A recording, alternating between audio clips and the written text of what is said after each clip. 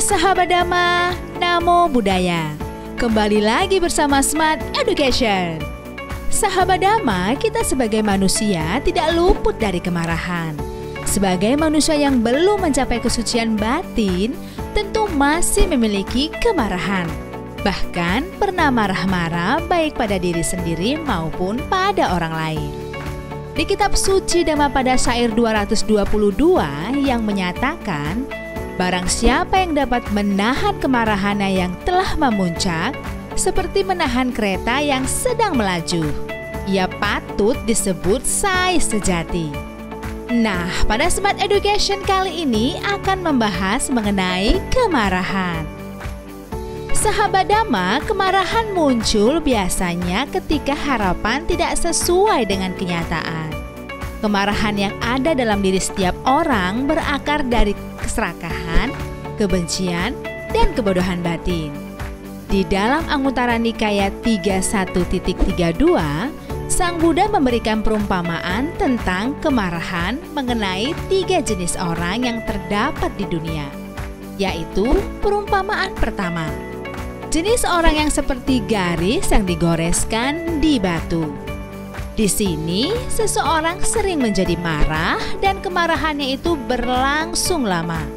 Seperti halnya garis yang digoreskan di batu tidak akan cepat terhapus oleh angin dan air, melainkan bertahan untuk waktu yang lama.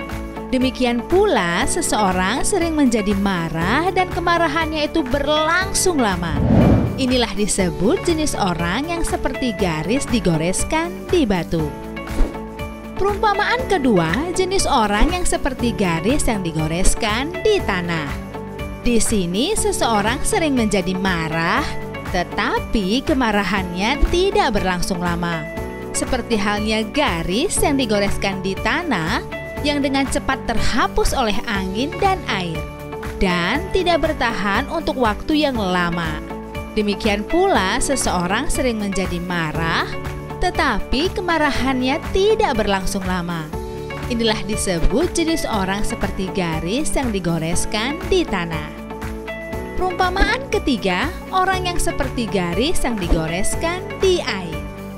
Di sini seseorang bahkan ketika orang lain berbicara kasar dan tajam dengan cara yang tidak menyenangkan, ia tetap bersahabat pada lawannya, bergaul dengannya dan menyapanya. Seperti halnya garis yang digoreskan di air yang dengan cepat lenyap dan tidak bertahan lama. Demikian pula seseorang bahkan ketika orang lain berbicara kasar dan tajam dengan cara yang tidak menyenangkan, ia akan tetap bersahabat pada lawannya, bergaul dengannya dan menyapanya. Inilah disebut jenis orang yang seperti garis digoreskan di air. Nah, itulah 3 perumpamaan jenis orang yang ada di dunia.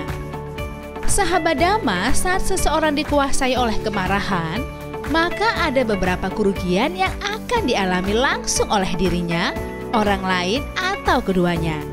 Yaitu, kalau kita sering marah-marah pada orang lain, tentu ia akan enggan bertemu dengan kita.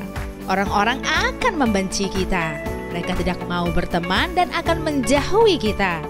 Ketika kita dikuasai dan tertindas oleh kemarahan, kita akan kelihatan buruk dan jelek sekali. Dan batin yang diliputi kemarahan akan jauh dari kedamaian dan kebahagiaan.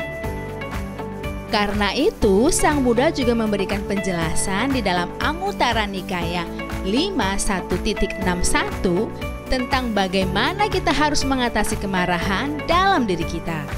Yaitu, ia harus mengembangkan cinta kasih, ia harus mengembangkan belas kasih, ia harus mengembangkan keseimbangan batin, ia harus mengabaikan orang-orang yang membuatnya marah dan tidak memperhatikannya, dan ia harus menerapkan gagasan kepemilikan kama kepada orang yang membuatnya marah sebagai berikut.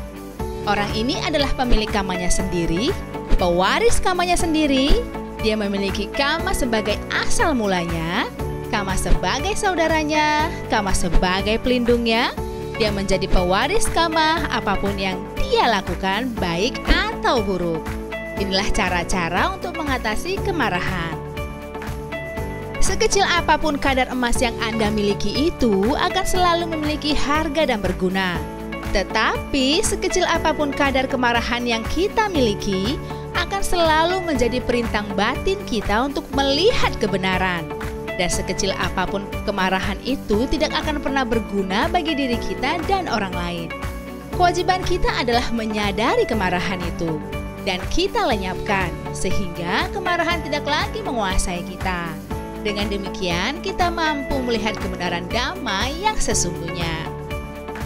Nah, sahabat Dhamma, mulai sekarang lenyapkanlah kemarahan dalam diri kita sehingga kita akan mudah untuk melakukan perbuatan-perbuatan baik melalui pikiran, ucapan, dan tindakan. Nantikan Smart Education selanjutnya. Jangan lupa like, komen, subscribe, dan share sebagai Dhamma Dana agar manfaatnya dapat dirasakan oleh semuanya. Semoga semua makhluk berbahagia. Namo Buddhaya.